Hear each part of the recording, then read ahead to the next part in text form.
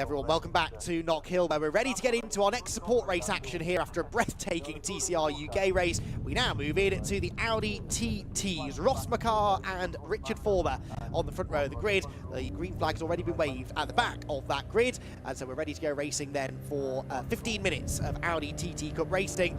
Like to go on in a moment or two, and now they go out. We're away racing again at Knockhill. McCarr on the inside, Richard Former on the outside, gets perhaps marginally the better start, but he's on the outside line and then seems to lose pace. So he's got a problem, has he, Richard Former? A bad gear change perhaps on the inside. Will go Luke Hadley, who's nearly involved in more turn one contact for the third time this weekend. Thankfully avoids touching the side of the second place man. It's back into fourth place behind Scott Parkin, so the grid order remains for the top four as they head over the top of the hill now through the chicane. McCarr leading, for second, Parkin third, Hadley in fourth position. Running a little bit wide behind. I think we have had some changes in the order from fifth on back. Wyatt, I reckon, gaining some ground from where he started. He was delayed at the start of yesterday's race. That's a bit of work to do there for ninth on the grid. He's a front runner in the Audi TT Cup. To the final hairpin they go then. Scott Parkin there in that third place. It's Maguire in fifth. I think might be in ninth on the grid. All right, yes, has made a brilliant start then to climb up 4 positions from where he began the race. Got in behind him Tim Evans in the number 23 as Scott Parkin defends now this third position from Luke Hadley, who tries to go right round the outside. He's going to run out of road though, surely onto the exit curve, bounces back on again, and Scott Parkin on the inside will hold on to the position for the time being. Brilliant side-by-side action between two of them. They make their way back towards the chicane once again. Now joined once more by Scott Woodward in the commentary box. Scott Parkin skitters over the gravel, doesn't even think about lifting off the throttle, and somehow Scott is still in third place. Well, not for much longer if he keeps driving like that on the exit Clark corner, getting pretty sideways. I've never seen a TT that's front-wheel drive get that sideways, particularly in the corner. But yeah, I think after what happened yesterday, I think Paul Maguire certainly fired up to try and get himself up towards the front here. Parking there, he's trying to hold on to the position if he can. And Maguire, I'm not sure those two are quite bosom chums afterwards, but I think that was a proper statement pass, thinking, right, that's my fourth place. Want to come and get it at the half. And notice Luke Hadley had no intention of turning into the corner there either. I think he was quite happy to just let Maguire go on that occasion. He is now looking back up the inside though into the first corner. That doesn't work out for him. Next in line then is Patrick Booby there, the 33 car, who has just got himself ahead of Tim Evans with Morgan Root and Joe Weaver completing that four-car gaggle. At the head of the pack though, Richard Former in second place. He's just taken the fastest lap of the race, so he's caught up to Ross McCarr at the front of the field. Goes to tail for the lead, goes to tail for third, fourth and fifth, and then the rest of the pack all pretty close together as well. Typical Audi TT racing. One thing really that this series has already become renowned for, really close bumper to bumper racing in proper little racing cars that do not cost an awful lot to put together. Top braking zone at the hairpin again. Parkin has to cover, this time from Paul Maguire, who goes outside on the way in, looks to try and cut back to the exit, but it does look as though some of them are struggling to execute that switchback manoeuvre at the hairpin, just picking up a little bit of understeer, so they jump on the right pedal. In the first corner go the top two then, McCarr having been caught now by Richard Former, then responds and puts in a new fastest lap of the race, a 59.123, and compares to the pace in yesterday's race. Former setting the fastest lap then at 59.2, so they're going fractionally quicker now than they did yesterday. Ross McCarr responding here to the pressure as they head for Clark's again. Further sector though for Former this time. So he starts to gain time on the leader, had a better run out of Clark's, I'd say there did Richard. And might be able to turn that into a challenge into the hairpin. So another purple middle sector now as well, so this almost certainly will become a new fastest lap of the race, which is not to bonus points. They don't allocate points yet in this series, but I'm sure next year we'll be thinking about championship points because the grid sector grows. Definitely so. There's over 40 of these TTs in different stages of build, whether they're completing cars or just at the early stages of being put together. So I'm almost certain we will get ourselves a point where we can hopefully get somewhere near, if not the champion status, as soon as next year, potentially how the rest of the season goes. Certainly plenty of drivers and teams quite inspired by these little TTs. Speaking of inspired, so Richard Forber is driving probably quicker than I've seen him all season so far. He's right on the tail of Ross McCarr, who Of course, there's no strange to this. There's no strange to the edge of the circuit either, because the little wide on the exit over the chicane. Here comes Former down the outside. Have a look into Clark's. It was a speculative look. Tries to get the undercut to try and force the inside line. Meanwhile, a little further back, we've now got a scrap going on between Tim Evans, Joe Weaver, and Paul McGuire. So Paul McGuire's dropped back a few spots actually since we last saw him. He's down to 9th. So whether Luke Hanley was involved in that at all, I think we'll wait and see. Either way, here comes Richard Former to try and get the outside line again into the hairpin, all over the curb with that tight line. That's going to compromise his exit off the corner slightly, so Former should be slightly faster up the hill. He's in the slipstream to get a little bit of toe and some clean air up the hill. He has a chance to possibly look one within the other. He looks to the outside again, down towards the right hand of Dufford's dip, and again thinks about the switchback, but every place that Ford wants to attack is every single time wants to do that. Ross Mack is putting his car in all the right places at all the right times to stop him from getting through. McIntyre's they go again, using the curve. In some places, using the curve hinders you. You're driving the car, in other places it helps. That final hairpin definitely helps rotate the car. A bit too much rotation there though for Ross McCarr at the chicane. He's slow off the exit. Former looks to the outside. He's tapping Morse code onto the rear from the leading car, but just can't quite prise the door open. And I think Ross McCarr has still got the edge as they head now down the railway straight and towards the Taylor's hairpin again. Brakes they go. 73 still ahead of 78. 9 minutes of the race remaining. Just ride that curve on the inside. That rotates the car nicely. Allows you to get onto the power a little bit harder on the corner exit. Ross McCarr seems to have that final turn quite nicely, doesn't he? Now gets up the hill well. Ross McCarr is close enough to have a look going in. And onto the brakes. And does takes a lot of the curve from the leader there, does Richard. Turn 1, checked out the rest of the field, 7.5 seconds now into the game back to Scott Parker in third. Luke Handley embroiled in that fight for the bottom step of the podium still, and perhaps delaying each other's search because they're quicker than that normally. So expect them to be up there in the top 2. Creating a pretty sizable gap now through Clark's. Back straight they go again, nice and tidy over that exit curve. The screech of tyres in the background was Scott Parker and Luke Handley arriving on the scene. Still retaining 5th place, but locally. In fact, he's got away from the route to Joe Weaver and Paul McGuire. Across the timing line will go the leader. Oh, that is Joe Weaver, so he's definitely getting away from Joe Weaver now because Joe is in the gravel somewhere. And now begin the game of spot the model track that is. It's not a circuit too familiar with either of us, Scott, so picking out long gravel track for another home must be somewhere near turn 1 based on the yellow flag. I think possibly because you look at the way the wheel track's set, I think he's possibly adjusted it maybe on the bottom of the compression at Leslie's, lost it, and sort of lost the spinning up round to the left, and he's gone off into the back into the barrier that way. He looks to the car relatively undamaged. There's was all over the curb on the exit of the chicane. Again, they've seen so many drivers do that over the weekend. You kind of misjudge your line over that chicane. It really now has put him under big pressure once again for Richard Forber, who hasn't really let up this pressure since he got latched onto the rear of the Martin Livery machine. Speaking of which, here's his teammate, Patrick Booth.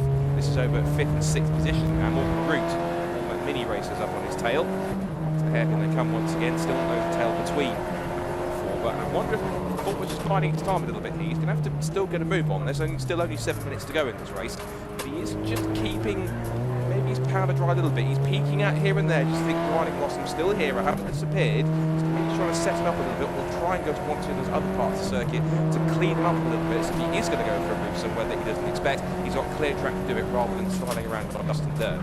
Yeah, keeping the pressure up is a good thing to do there because there are just a couple of mistakes creeping into Ross McCarr's driving here. Keeps coming off the chicane a little, although that was neat and tidy. Much better through there this time than he was on lap ago, so Richard Forber isn't going to be close enough to attack into the next turn. Driving uphill now, better exit maybe for the second place man there, but it's just fractures, isn't it, dealing with. This looks interesting. It's Morgan Root looking to the inside of Patrick Booth, doing more than looking actually, commits to the move, gets to the inside line and slips through. So Morgan Root now back into the top 5 as at the hairpin Ross McCarr again driving in the mirrors, bending on the way in, but then gets that rotation mid-corner and it doesn't compromise his exit.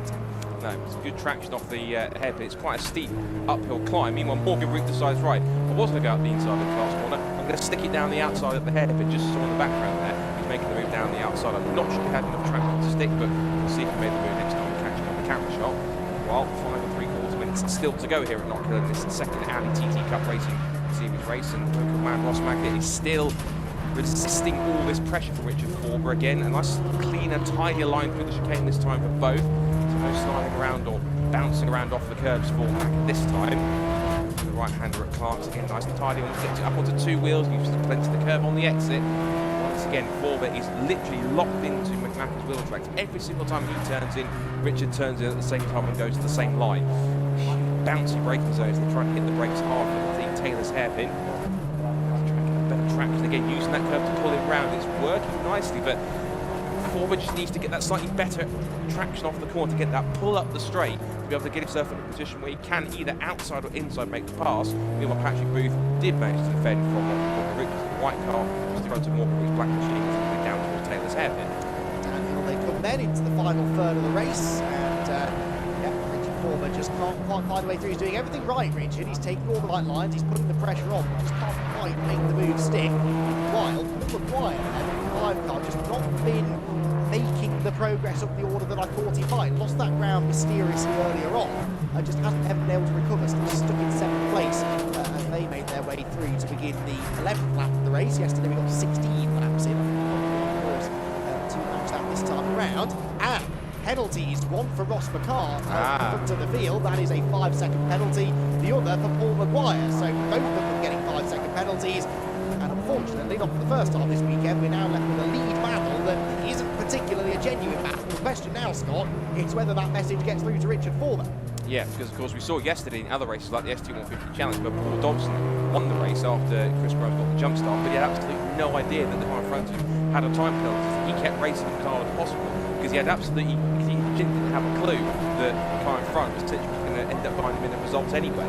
So Richard Forber, all he can do really is push on. He's also set the fastest lap of the race so far in this race. So good form so far. And the pace the top two have is quite substantial. You look at the gap, it's 12 seconds in front of the next battle, which we're looking at here, between Scott Parker on 6, the grey Darkside Developments car, and the red car of Luke Handley. So they rock over the chicane for 3rd and 4th. Handley would love to get himself on the podium after his little skirmish with Paul McGuire at turn 1 yesterday. That will certainly be a little bit of redemption for him, given that Paul's behind in 7th place. This is the fight for the, well, on-track lead. Richard Forber still the net leader at this point if they turn out to the hairpin. They're coming up to put a lap on the grey and orange, silver and orange machine of Paul Hoggins as they come up the hill once more. Now we're going to wait for the rest of our lead to come through. Hoggins moves out of the way. That's nice, clean driving to move out of the way. So sensible stuff from Paul.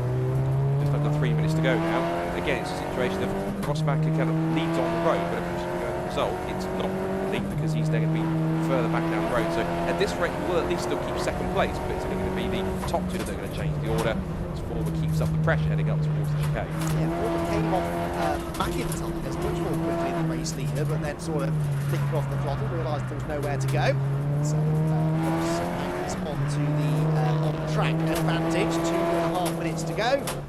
Nice and tidy over the exit of Clark's corner this time around for leading 2. Down towards the braking zone at the hairpin. Sim line for the leader. Very late on the brakes there for Ross McCarr out in front. Makes the corner of a fashion. Leading on actually particularly tight to that apex curve there. Means that the exit speed is pretty comparable for the 2 of them. Lap time's just under a minute. Touch and go as to whether it's 2 or 3 more laps. I suspect we might end up with a 3rd. That's how the race organisers are feeling, whether they want to give that extra lap. Richard Forber, what do you think, Scott? Does the body language change in the 2nd place car? Is he still attacking, or is he aware of the situation, do you think? It's at a point where it's difficult to exactly tell because he's close and he's pushing as hard as Ross is, but at the same time he's not making big moves or making dives anyway. He's simply sitting there, possibly waiting for a moment where he makes a small slip up and just applying the pressure until he eventually cracks. He's widen the exit. This could be the moment that Forber thinks he's going to run down towards the Taylor's hairpin. So they come back down towards the end of another lap. They're going to start what should be, I think, probably the last lap of this race this time by. Brakes, and again he's not fully comfortable to take the racing line. He has to go slightly towards the inside to be fair. He uses that curve to pull himself around once more. Rest of the pack goes through, exiting Clark corner, and now over the crest and up to start the maybe just about last lap of the race, possibly maybe one more after this one. Depends if we get the checkered flag straight away towards the Duffer Stick once again for the last time before. But body language, he's not throwing the car around, but he's got enough pace in it to showcase that he's not letting off and sitting where he is. He's trying to push Ross as hard as he can without taking too many risks. McIntyre's Butchers come through through the chicane now once again, what could be the last time. That huge chunk of curb on the first part chicane is definitely a sign that Forber is going for it. I don't think he knows there's a penalty. He's going to go for it as much as he can. Looks to the outside to Clark's. Nothing there at the moment, turning out to the right-hander. Now the sprint towards there. This is going to be a real possible photo finish on the track at least, because we know at least Forber is going to take the victory, but now towards it at least Rosberg will try and hold on to take the victory on the road at the flag at least. Let's see what happens then. Is there a checkered flag waiting for them? They cross the line with 1 minute and 2 seconds to go, and they're lapping in the 59-second bracket. Out of the final turn they go. Rosberg will hang on for now. Is it a checkered flag? Yes, it is. So Makar wins on the road. Forber claims the victory after the 5-second track limits penalty is applied. So Forber gets the win. Makar in second place. Scott Parkin should come home in third position. But it's a long wait before the third place man gets here. He was ahead of Luke Handley at the start of the lap. He stays ahead of him only by 4/10 though by the flag. Good battle between those two. And then here come the cavalry. Then it's Patrick Booth, Morgan Brute, Tim Evans, Paul Maguire. All coming through absolutely nose to tail. The confirmation provisionally at least of the order. I don't think, oh no, hang on. Rosberg must have been given a 10-second track limits penalty in there because it's a winning margin of 14.6 seconds. So still hangs on to second place, but actually only by about half a second from Scott Parkin in third, Luke Handley fourth, and Patrick Booth in fifth position. Morgan Root comes home in sixth, and he is the leading Masters driver for drivers over the age of 45. Morgan Root in sixth, Tim Evans seventh, Paul Maguire eighth, David Robb ninth, and Oliver Barsby completes the top 10. Paul Hoggins was 1 lap down, and Joe Weaver in the end, the only non-finisher,